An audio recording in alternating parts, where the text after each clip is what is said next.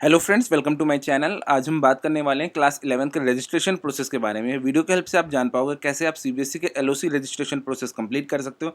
साथ ही साथ हम डिस्कस करेंगे अपार आईडी कैसे वैलिडेट करना है, तो इस वीडियो को एंड तक देखिएगा ताकि कोई भी कन्फ्यूजन ना रहे। इनकेस तब भी आपकी कोई क्वारीज या डाउट्स रहते हैं तो आप डायरेक्टली मुझे ईमेल या व्हाट्सएप के थ्रू कॉन्टैक्ट कर सकते हैं। तो चलिए शुरू करते हैं। सबसे पहले आप अपना ब्राउजर खोल लेंगे।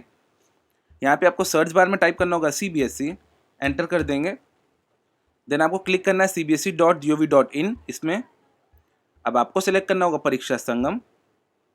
देन कंटिन्यू पे क्लिक करेंगे। उसके बाद आपको स्कूल्स को सिलेक्ट करना होगा। अब आप सेलेक्ट करेंगे प्री एग्जाम एक्टिविटीज़। इसके बाद आपको क्लिक करना होगा registration for class 9th and 11th, इस वाले ऑप्शन पे। अब आपके सामने लॉगिन पेज आ जाएगा जिसमें आपको यूजर आईडी, पासवर्ड और कैप्चा कोड डाल के लॉगिन पे क्लिक कर देना है। लॉगिन पे क्लिक करने के बाद अब आपके सामने पूरा डैशबोर्ड खुल जाएगा जिसमें आपके पास में कई सारे ऑप्शंस हैं। एक एक चीज़ को देख लेते हैं।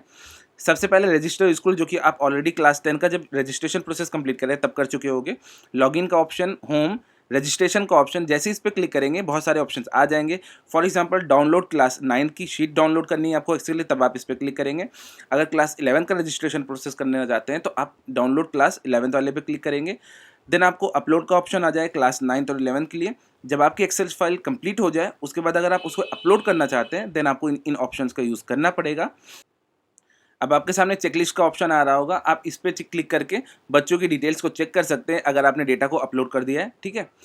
उसके बाद में अपलोड या अपडेट फ़ोटोज़, जो भी बच्चों की आपको फ़ोटोज़ अपडेट करनी है क्लास 9th और 11th की, तो आप ये ऑप्शन यूज़ करेंगे। देन आपके पास में ऑप्शन है ऐड मॉडिफाई का, क्लास 9th और 11th के लिए सेम चीज़ प्रोसीजर। मान लीजिए किसी बच्चे का आप एडिशन छोड़ चुके हैं या एक्सेल शीट में आपने डेटा नहीं डाला है, आप अलग से डालना चाहते हैं, देन आप इनका ऑप्शन का यूज़ करेंगे।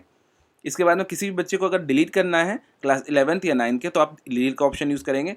इसके बाद में आता है डेटा फाइनलाइज का, देन मेक पेमेंट, पे स्टेटस। अब डिटेल में समझेंगे एक एक ऑप्शंस को, ठीक है। उसके बाद में एक बात और कर लेते हैं, ये सारा प्रोसेस कंप्लीट होने के बाद में हमें क्या क्या चीज़ें फॉलो अप करनी है उसके बारे में डिटेल में बात करते हैं। सबसे पहले आपको डाउनलोड वाले ऑप्शन पर क्लिक करना होगा ताकि बच्चे की एक्सेल फाइल जो ब्लैंक शीट होती है वो डाउनलोड हो सके, तो हम क्लिक कर लेते हैं। क्लिक करने के बाद में आपके पास में number of candidate for registration, उसकी क्वांटिटी दिख जाएगी। यहाँ पे आप डाउनलोड वाले ऑप्शन पे क्लिक कर देंगे। फाइल को डाउनलोड होने के बाद जब आप उसे ओपन करेंगे, जैसा कि आप स्क्रीन पे भी देख पा रहे होंगे, आपको कुछ ऐसी डेटा शीट मिलेगी जिसमें कुछ चीज़ें पहले से भरी होंगी, जैसे कि स्कूल नंबर, सीरियल नंबर और रजिस्ट्रेशन नंबर जो बच्चों को अलॉट की जाती है फ्रॉम द सीबीएसई, ठीक है। ये सारी चीज़ें तो आपको देखने को मिलेगी। साथ ही साथ में इसी शीट के साथ में सब्जेक्ट कोर्स, CWSN के फुल फॉर्म्स, ये सारी चीज़ें मेंशन होती है, वो भी देख लेते हैं पहले। तो आप जब सब्जेक्ट वाले ऑप्शन पे क्लिक करेंगे तो यहाँ पे देखिए सब्जेक्ट 1 में आप कौन कौन से ऑप्शंस बच्चों के ले सकते हैं, like Hindi course A, Hindi course B, English language, English communicative, ठीक है। ऐसे ही सारे सब्जेक्ट कोर्स आपको यहाँ पे देखने को मिल पा रहे होंगे, जैसा कि आप स्क्रीन पे भी देख रहे होंगे। इसके बाद में आप CWSN कैटेगरी वाले पे क्लिक करेंगे तो यहाँ पे देखिए सारे कोड दिए हों। यही चीज़ आपको एक्सेल शीट में भी देखने को मिलेगी, तो आपको यहाँ से कोड्स को समझ लेना है। देन आप वापस से शीट पे आएंगे। अब बताता हूँ यहाँ पे क्या क्या करना है। मीन्स यहाँ पे जो कैटेगरी ली है CAT, इसको ब्लैंक छोड़ देंगे। अगर किसी इंप्रूवमेंट कैटेगरी में तब आप इस पर क्लिक करके ड्रॉप डाउन को सिलेक्ट करके आई पे करेंगे, वरना इसको ऐसे ही स्किप कर देंगे। इसके बाद आपको भरना है कैंडिडेट नेम, ठीक। देन आपको भरना होगा मदर्स नेम। उसके बाद आपको फादर्स नेम भरना होगा।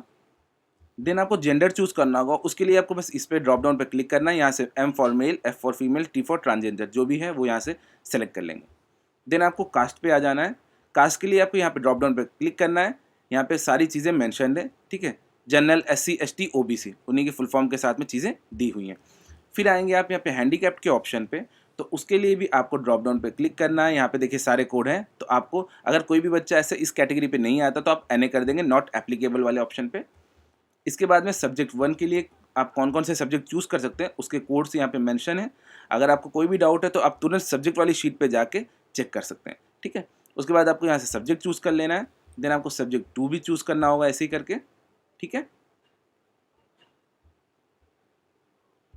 अब जो भी सब्जेक्ट आप चूज़ करेंगे उसका मीडियम क्या होने वाला है, तो उसके लिए भी आप यहाँ पे क्लिक करेंगे। यहाँ पे देखिए 1 2 3 4 5 ऐसे दिया हुआ है। इसके लिए भी आप सब्जेक्ट कोड वाली लिस्ट पे जाएंगे। यहाँ पे आपको क्वेश्चन पेपर मीडियम यहाँ पे लिखा हुआ है ना, 1 for English, 2 for Hindi, 3rd for Urdu, 4th for Punjabi, 5th for Bengali. जो भी यहाँ से एप्लीकेबल हो आप उसी चीज़ को वहाँ पे सेलेक्ट कर लेंगे, ठीक है। इसके बाद में आप सब्जेक्ट 3 भरेंगे। उसके लिए भी आप ड्रॉप डाउन से जाके यहाँ से सेलेक्ट कर लेंगे जो भी सब्जेक्ट कॉम्बिनेशन है। उसके बाद आपको मीडियम से चूज़ करना होगा। किस मीडियम पे एग्जामिनेशन देना चाहते हैं वो चीज़ चूज़ करेंगे। ऐसे ही करके 1 बाय 1 करके आपको सारे सब्जेक्ट्स को चूज़ करना है और आपको उनका मीडियम फिल करना होगा। इसके बाद में अगर आपके यहाँ पे कोई भी एडिशनल सब्जेक्ट चलते हैं तो आप यहाँ पे ड्रॉप डाउन पे क्लिक करके यहाँ से एडिशनल सब्जेक्ट चूज़ कर सकते हैं। फॉर एग्जांपल IT 402 आपको सेलेक्ट करना है इन्फॉर्मेशन टेक्नोलॉजी का, तो आपने यहाँ से 402 सेलेक्ट किया, उसका मीडियम क्या होने वाला है वो यहाँ से सेलेक्ट किया, ठीक है। देन आते हैं डेट ऑफ बर्थ। तो डेट ऑफ बर्थ के लिए आपको फॉर्मेट क्या यूज़ करना है, बच्चों का डेट ऑफ बर्थ लाइक 03, इसके बाद में आपको डैश करके MAR मार्च 2011 इस तरह के फॉर्मेट में आपको करना है। इसके बाद में बच्चे की जो पेरेंट्स की एनुअल इनकम होगी वो आपको यहाँ पे फिल कर देना है। अगर बच्चा ओनली चाइल्ड है तो यस करेंगे, वरना ड्रॉप डाउन पे जाके नो कर देंगे। फिर आपको एडमिशन का सीरियल नंबर भरना होगा, SR नंबर जो होता है, ठीक है। उसके बाद में एडमिशन डेट बच्चों की चूज़ करनी होगी। बच्चों की डेट फिल करते टाइम ध्यान दें कि आप कोई भी स्लैशेज का यूज़ नहीं करेंगे। फॉर एग्जाम्पल मैंने यहाँ पर डालना है 01, ठीक है, 04/2025, 1 अप्रैल 2025 में इसका एडमिशन हुआ जैसे कि, ठीक है। ऐसे करके आपको बनना है। अगर बच्चा माइनॉरिटी पे ठीक है, वरना आप यहाँ से नो कर देंगे। इस तरह आप 1 बाय 1 करके सारा डेटा कंप्लीट करेंगे। उसके बाद इसको सेव कर देंगे। सेव करने के बाद आपको वापस से पोर्टल पे आना है।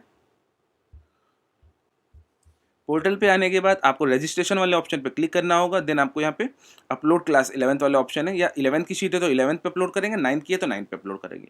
क्लिक कर देंगे। यहाँ पे फाइल पे क्लिक करने के बाद आपको यहाँ पे चूज़ का ऑप्शन दिख रहा है ना, यहाँ पे क्लिक करके जो भी फाइल आपने सेव की थी उसको अपलोड कर देंगे। डेटा अपलोड करने के बाद अब आपको क्या करना है, सबमिट कर देना है। उसके बाद आप रजिस्ट्रेशन वाले ऑप्शन में फिर से आएंगे और चेकलिस्ट पे क्लिक करेंगे। चेकलिस्ट में क्लिक करने के बाद अब आपके सामने कुछ ऐसा देखने को मिलेगा जिसमें आप क्लासेस को यहाँ चूज़ कर सकते हैं, ठीक है, कि 9 के बच्चों का है कि 11th के बच्चों का। तो जो भी एप्लीकेबल हो आप वहाँ से सेलेक्ट कर लेंगे। उसके बाद आप यहाँ पे लिखा है ना शो कैंडिडेट फोटोज़, ठीक है। अगर आपने फोटोज़ अपलोड कर दिया तो ठीक है, वरना आप इसको अनटिक करेंगे और गो पे क्लिक कर देंगे। गो पे क्लिक करते ही बच्चों की ना लिस्ट आ जाएगी आपके पास में, जो भी आपने डेटा अपलोड किया है। अब आते हैं रजिस्ट्रेशन वाले ऑप्शन में दोबारा से। अब हम बात करेंगे अपलोड या अपडेट फ़ोटो, इस पर क्लिक कर देंगे। अब आपको सेलेक्ट करना होगा सबसे पहले क्लास। फॉर एग्जांपल हम 11 का कर रहे हैं तो आप 11 के यहाँ से बच्चे क्लिक कर लेंगे और यहाँ पे गेट लिस्ट पे क्लिक कर देंगे। गेट लिस्ट में क्लिक करने के बाद बच्चों का डेटा आपके सामने आ जाएगा, जिसमें आपको रजिस्ट्रेशन नंबर, सीरियल नंबर देखने को मिलेगा, candidate name, father's mother's name, ठीक है। अपलोड फोटो जो कि आपकी 40 KB से कम में होनी चाहिए, ठीक है, उससे ज़्यादा साइज़ नहीं होनी चाहिए। और अपलोड का ऑप्शन और करेंट फोटो का ऑप्शन। अपलोड वाले ऑप्शन पर आप क्लिक करेंगे, फाइल को सेलेक्ट करेंगे, ठीक है, उसके बाद अपलोड कर देंगे। देन वो करेंट फोटो में शो करने लगी। मान लीजिए वो ब्लरिश फोटो है या गड़बड़ फोटो, किसी दूसरे बच्चे की फोटो आपने किसी और में अपलोड कर दी, तो वो करेक्शंस अभी पॉसिबल हैं और आप उसको चेंज कर सकते हैं तुरंत। ऐसे ही आप 1 बाय 1 करके सारा प्रोसेस कंप्लीट कर लेंगे। अब आपको फिर रजिस्ट्रेशन वाले ऑप्शन पे आना है। इन केस मान लीजिए एक्सेल शीट में कोई बच्चा छूट गया है, ठीक है, किसी का डेटा रह गया है, कोई डायरेक्ट इनडायरेक्ट वाले केसेस हैं, तो आप डायरेक्टली ऐड मॉडिफाई वाले ऑप्शन पे क्लिक करेंगे। उसके बाद यहाँ पे उनका रिकॉर्ड नंबर डालेंगे और फाइंड पे क्लिक कर देंगे।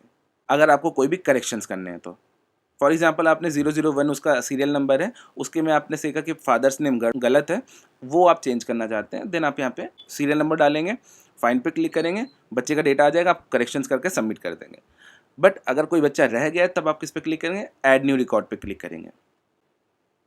ऐड न्यू रिकॉर्ड पे क्लिक करने के बाद आपको सेम जैसे कि हमने एक्सेल में भरा था सेम डेटा आपको इसको पूरा फिल करना होगा और सबमिट पे क्लिक करके इसको सेव कर देंगे।